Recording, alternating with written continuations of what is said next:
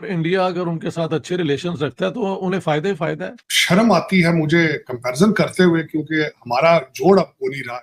हमने कभी पाकिस्तान को अपनी सरजमीन समझा ही नहीं है। मोदी साहब ने 15 अगस्त को पाकिस्तान को फिर पैगाम दिया है कि हमने 2016 में स्ट्राइक की थी, 2019 में स्ट्राइक की है। बांग्लादेश के लिए एंटी इंडिया होना किसी तरीके से भी फायदेमंद नहीं है। अगर वो कंट्रीज जिनको इंडिया पैसा देता है, बजट में भी उनको पैसा रखता है, तो वो इंडिया से दूरी जो है वो सह नहीं सकते, उनको फिर वापस आना पड़ता है। जिन लोगों के साथ आप कंपैरिजन कर रहे हैं अपना चीमा साहब, अब उनके बारे में अमेरिका कहता है कि दे आर पार्टनर। बांग्लादेश के साथ इकोनॉमिक रिलेशंस भी इंडिया के बहुत डेवलप्ड हैं, तो अगर कोई ऐसे करेगा तो वो होता है you shoot in your own foot, ये वो करेंगे, उसका कोई फायदा नहीं होगा। ये भी होते देखा, जैसे आपको पता है कि मालदीव्स के साथ इंडिया के रिलेशंस बड़े खराब रहे और करना चाहें, तो हाँ, इससे ये पता चलता है कि अगर वो कंट्रीज जिनको इंडिया पैसा देता है, बजट में भी उनको पैसा रखता है, तो वो इंडिया से दूरी जो है वो सह नहीं सकते, उनको फिर वापस आना पड़ता है। क्या हम इसको इस तरह लें? ऐसे ही होगा। छोटे छोटे आइलैंड जो हैं उनको खुद कफील होने में तो मुश्किल है ना, दे नीड्स सपोर्ट। और इंडिया अगर उनके साथ अच्छे रिलेशंस रखता है तो उन्हें फायदा ही फायदा है। टूरिज्म बहुत बढ़ जाती है इंडिया से, एक बहुत बड़ा फैक्टर है ना। और सर ये बांग्लादेश के लिए भी एक वो भी तो देख रहा है ना बांग्लादेश के, क्या हम इस तरीके से कुछ अगर करते हैं तो हमारे जो बहुत सारा पैसा इंडिया की तरफ से आता है, जो सपोर्ट आती है वो फिर नहीं मिलेगी, तो क्या हम उसके बगैर, तो क्या अगर ऐसा होता है तो आप समझते हैं कि इकोनॉमी डाउन हो जाएगी बांग्लादेश की? इंडिया के साथ इकोनॉमिक इंटीग्रेशन जो उनकी हो रही थी उससे बांग्लादेश को फायदा ही फायदा था। अच्छा, वो फायदा अगर ये नहीं करेंगे तो नुकसान होगा, ये मैं कह सकता हूँ। ठीक है, क्योंकि सर पाकिस्तान तो वैसे हेल्प नहीं कर सकता ना, अगर प्रो पाकिस्तान गवर्नमेंट भी आती है तो पाकिस्तान की तो अपना बुरा हाल है, और पाकिस्तान और बांग्लादेश का बॉर्डर तो नहीं ना कहीं मिलता, कैसे मदद करेंगे? वाली बात यह है कि आज आपके बॉर्डर से दूसरी तरफ अगले 2047 को कैलकुलेट करके वो कह रहे हैं कि we will become a developed nation, और आप आज भी इंटरनेट के लिए तरस रहे हैं। तो चलिए शुरू करते हैं। जिन लोगों के साथ आप कंपैरिजन कर रहे हैं अपना चीमा साहब, अब उनके बारे में अमेरिका कहता है कि they are partner, they are partners. आप कहां हैं, ये भी मैं उस पर थोड़ी देर पे चलता हूं। कंपैरिजन आज कर रहे हैं, आजादी मना रहे हैं, वहां पे बड़ी लंबी चौड़ी आज मोदी साहब ने 98 मिनट की स्पीच दी, और हिस्ट्री में ये तीसरे ऐसे लीडर हैं नेहरू और इंदिरा गांधी के बाद जिन्हें ये इतना मौका मिला है कि वो इतने ज्यादा यौम आजादी के ऊपर स्पीचें कर सके। मेन फोकस उन्होंने वादा किया कि उनका लफ्ज ये थे कि हम ये मौका जाने नहीं देंगे। टारगेट उन्होंने किया है कि हम 2047 जब हमारी सेंचुरी मुकम्मल होगी, वो will be the developed nation. उसके ऊपर उन्होंने कहा है कि फॉरेन इन्वेस्टमेंट लाएंगे, लेकिन लॉ एंड ऑर्डर होगा तो फिर लाएंगे। उन्होंने खुद ही अपनी तकरीर में कहा है। आपके लॉ एंड ऑर्डर के हालात क्या है?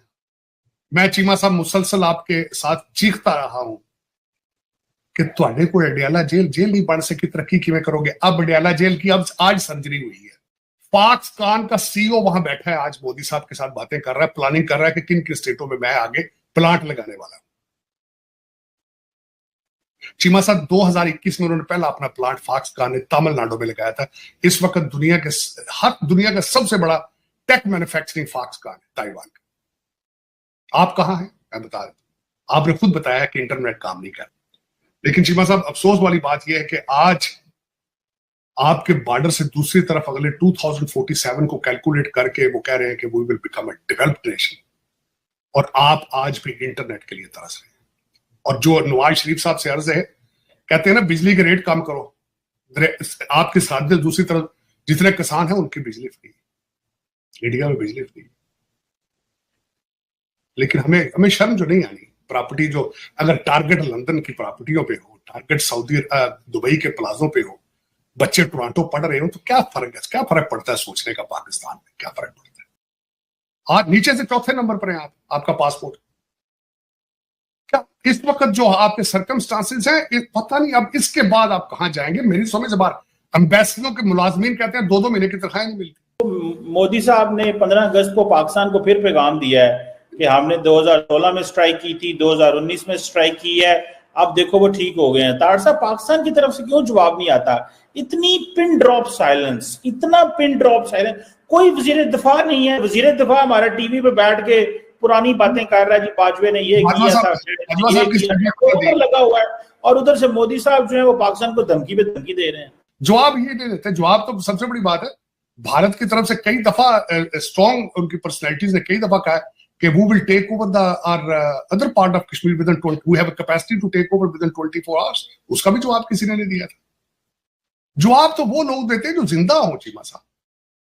लंदन से अब जवाब क्या है? लंदन से अगर आप डायरेक्ट सारा दिन आप अपने अकाउंट चेक करते हो कि अब इतने पैसे रह गए, इतने कम पड़ रहे हैं, हमने तो वापस चले जा रहे हैं, तो आप जवाब आप उनको क्यों देंगे जवाब? उनका फोकस इस वक्त इंडिपेंडेंट अपना स्ट्रेटेजिक ऑटोनॉमी है, वो कहते हैं हमने रखनी है, तो उस पे वैसे वो they are doing remarkable work. उसके ऊपर वो ना वो अपने मर्जी के पार्टनर्स के साथ जाते हैं, रशिया के साथ they are in love with them right now again, और तेल भी उनसे ले रहे हैं। और कि मोदी साहब ने अपनी स्पीच में जो मैं कंपैरिजन कर रहा था, उन्होंने कहा 2036 के ओलंपिक्स की बिड भी वो भी भारत में कराएंगे, और आप इंटरनेट पे बैठे, आप देखिए फासला कितना है।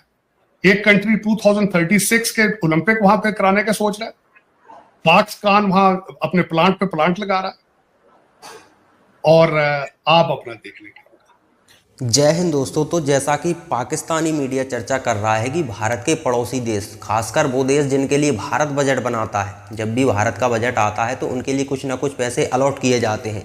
अब आप देखिए, मालदीव से हमारा विवाद चला हुआ था, उसके 1 महीने बाद ही, सारे 1-2 महीने बाद ही बजट आया था। उसमें भी विवाद होने के बाद भी हमने मालदीव के लिए बजट अलॉट किया था, क्योंकि देखिए भारत के जितने भी पड़ोसी देश हैं ये पूरी तरह से निर्भर करते हैं भारत पर। अगर भारत नहीं तो ये नहीं, ये क्लियर है। अब आप देख लीजिए, बांग्लादेश के बारे में यहाँ पर बात कर रहा है पाकिस्तानी मीडिया, और बांग्लादेश के सीक्वल्स आप देखेंगे तो बिल्कुल ऐसे ही हैं, क्योंकि भारत से बिजली खरीदता है। अब ऐसा तो है नहीं कि अमेरिका ने रिजीम चेंज करवा दिया तो अब अमेरिका ही अपने हिसाब से वहाँ से बिजली की लाइन बिछाएगा और अमेरिका बांग्लादेश को बिजली दे देगा, ये तो संभव नहीं है। अब बिजली ना मिलने से क्या होगा? क्या अंधकार में हो जाएंगे, लाइट नहीं मिलेगी, उससे थोड़ी बहुत परेशानी? तो उससे थोड़ी बहुत परेशानी नहीं हुई, बांग्लादेश का भट्टा ही बैठ जाएगा, क्योंकि टेक्सटाइल पूरी तरह से उनका तबाह हो जाएगा। टेक्सटाइल पर ही पूरा देश निर्भर है इनका, और वो तबाह हुआ तो भारत की टेक्सटाइल कंपनी बैठी हुई है वो ऊपर निकल लेंगी, वो सारा मार्केट कवर कर लेंगी, और उन्होंने कवर कर लिया तो फिर ये दोबारा कभी खड़े हो ही नहीं पाएंगे। इनकी टेक्सटाइल कंपनी दोबारा से खड़ी नहीं हो पाएगी, और पूरा जो पूरा बांग्लादेश है ना, वो इसी पर निर्भर करता है, उनका रोजी रोटी उसी से चलती है। पूरे देश की इकोनॉमी डूब जाएगी, और जब इकोनॉमी डूबेगी तो जो लोग सत्ता में बैठे हुए हैं ना, उनको वही लोग पेलेंगे, पब्लिक पेलेगी, क्योंकि जब कुछ खाने को नहीं बचता तो फिर सत्ता पर ही लोग हावी होते हैं। ये आपने बांग्लादेश में देखा है, अफ़गानिस्तान में देखा है, पाकिस्तान में देखा है, यही होता ही है, नियम है ये। तो देखिए यहाँ पर बांग्लादेश के हालांकि प्रधानमंत्री ने नरेंद्र मोदी को फ़ोन लगाया था, हमारे प्रधानमंत्री को, और कुछ इंश्योरेंस दे दिया है उन्होंने कि भारत थोड़ी समस्या पैदा ना करे, क्योंकि भारत ने समस्या पैदा कर दी तो बांग्लादेश बहुत बड़ी मुसीबत में फंस जाएगा।